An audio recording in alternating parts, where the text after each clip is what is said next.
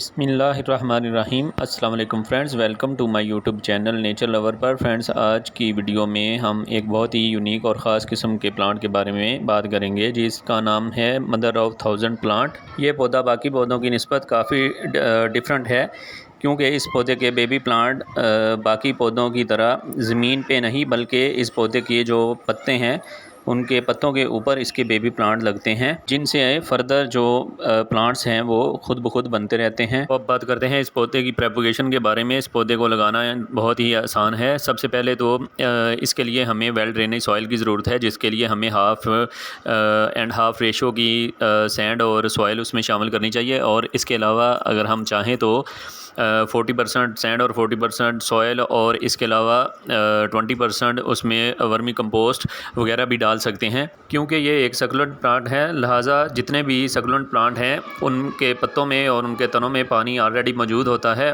और वो पानी से जो है वो भरे होते हैं, लिहाजा उनको ज़्यादा पानी की ज़रूरत नहीं पड़ती। तो इनके लिए हम ऐसी सॉइल का इंतखाब करेंगे जिसमें हम जो है हम पानी डालें और फ़ौरन उसकी ड्रेनेज हो जाए। इस यानी कि सैंडी सॉइल जो है वो इनके लिए सक्युलेंट प्लांट के लिए बेस्ट है। अगर हम दूसरी सॉइल में इसको लगाएंगे तो उससे जो है वो मड वगैरह बनेगा और पानी उनमें ठहरेगा, और इन प्लांट्स की जो रूटिंग है वो बहुत जल्दी जो है वो गलने सड़ने के चांसेस होते हैं।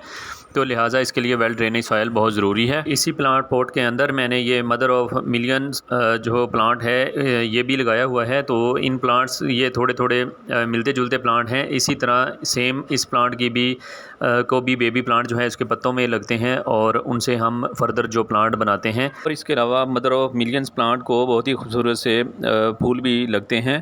तो इन प्लांट्स की काफ़ी और भी किस्में हैं, बट उनमें कॉमन चीज़ यही है कि सबके जो बेबी प्लांट हैं वो इनके पत्तों पर ही लगते हैं, और उन्हीं से फर्दर जो वो वैसे भी नीचे गिरते रहते हैं प्लांट बोर्ड के अंदर, ज़मीन के अंदर, तो उनसे फर्दर प्लांट जो है वो खुद ब खुद बनते रहते हैं। और इसके अलावा हम इस प्लांट की छोटी बड़ी किसी भी किस्म की इसको कट करके अगर हम इसकी कलम वगैरह लगा देंगे तो उससे भी ये प्लांट जो है वो बहुत जल्द जो है वो उसकी ग्रोथ स्टार्ट हो जाती है। ये दोनों प्लांट कम्प्लीटली आउटडोर प्लांट हैं और इनको इंडोर में नहीं रख सकते। हाँ, इसके अलावा इसको हम शेडी एरिया में कम धूप वाली जगह पे या ग्रीन नेट वगैरह में रख सकते हैं। तो ये बहुत ही हरा भरा और ख़ूबसूरत रहते हैं इसके पत्ते। और अगर हम इसको ज़्यादा तेज़ या डायरेक्ट सनलाइट में रखेंगे तो इसके पत्ते जो हैं वो ब्राउन से और येलो से होना शुरू हो जाएंगे और प्लांट जो है वो आस्ता आस्ता डेड होना शुरू हो जाएगा। और इसके अलावा पत्थर चट्टा प्लांट की तरह अगर हम इन प्लांट का भी एक पत्ते को तोड़कर गमले वगैरह में रख दें तो उनसे भी उसके बेबी प्लांट जो है वो निकलना शुरू हो जाएंगे और इसकी ग्रोथ जो है वो स्टार्ट हो जाएगी।